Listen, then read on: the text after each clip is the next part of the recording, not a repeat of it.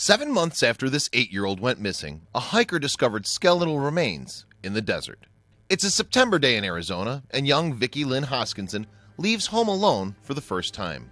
But when she doesn't return, her sister goes to look for her, finding only Vicki's bike abandoned by the roadside. And 7 months later, a hiker in the desert stumbles upon something disturbing. Vicki was born on February 2nd, 1976, and lived with her family in Flowing Wells on the outskirts of Tucson, Arizona. Her mother, Debbie, was a food industry worker, while her stepfather, George, was employed by a bottling company. Together, they shared a home with George's daughter, Carrie, and Vicki's older sister, Stephanie. Completing the busy household was Brian, Debbie and George's young son.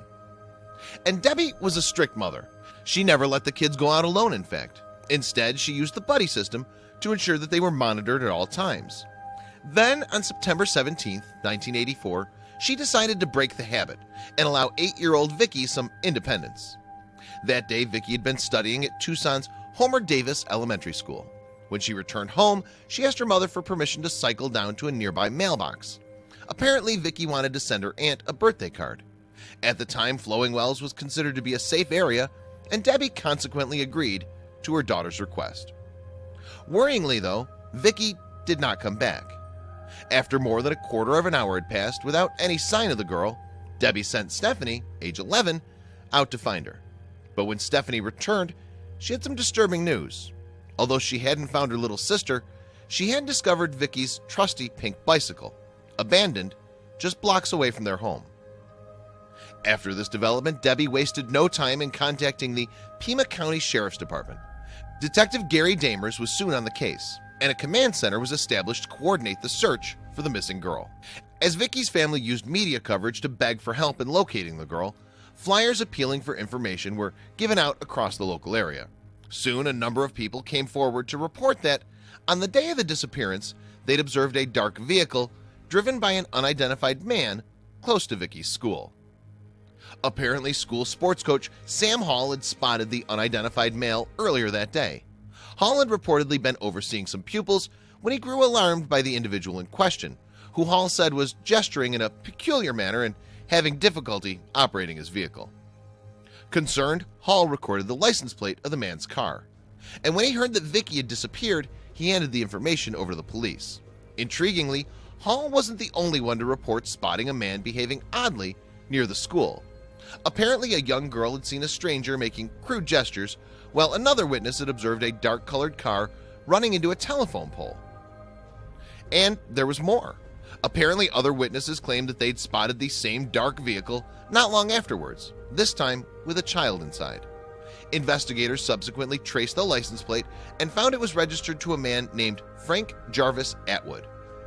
While investigating Atwood, police soon discovered that he had previously faced charges of kidnapping and child molestation.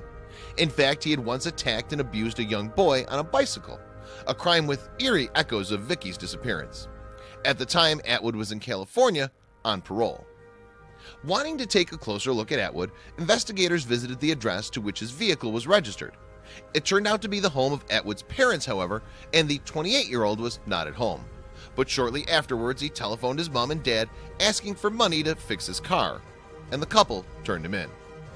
With his parents' assistance, the FBI were able to track Atwood to Kerrville, a Texas city more than 800 miles east of Flowing Wells. On September 20th, 1984, the young man was detained along with his associate, James McDonald. Then the interrogation began, and before long, Atwood admitted that he had been in Arizona when Vicki had disappeared.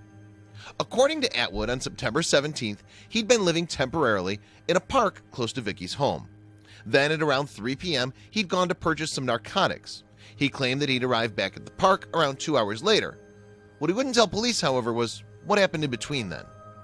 According to McDonald, the pair had argued and Atwood had subsequently left the park. When Atwood returned, his clothes and hands were allegedly stained with blood. When McDonald questioned Atwood about his appearance, Atwood told his associate that he'd stabbed a drug dealer during a fight. Soon, investigators came across 2 more individuals whose stories cast suspicion upon Atwood. Apparently, Atwood had stayed in the trailer for a short period. Significantly, they also reported that he had bloodstains on his hands and clothing, and that he claimed to have wounded a drug dealer during a disagreement. Although the testimony was damning, police still needed physical evidence to link Atwood to Vicki's disappearance.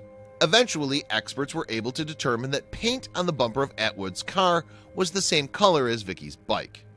Additionally, they found that pieces of nickel from the bumper were present on the bicycle. And experts also spotted a damaged mailbox close to the spot where Vicki's bike had been found. Apparently, the height of the impact matched that of Atwood's car. With this evidence in mind, investigators theorized that Atwood had driven at low speed into the girl's bicycle.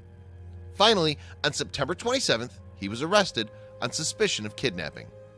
However, many questions remained unanswered about what happened to Vicki that fateful day. Then, on April 12, 1985, a hiker in the desert outside Tucson stumbled upon a small skull. Although investigators were able to determine that it belonged to Vicki, the rest of her remains had been disturbed by animals, which meant that the cause of her death could not be established.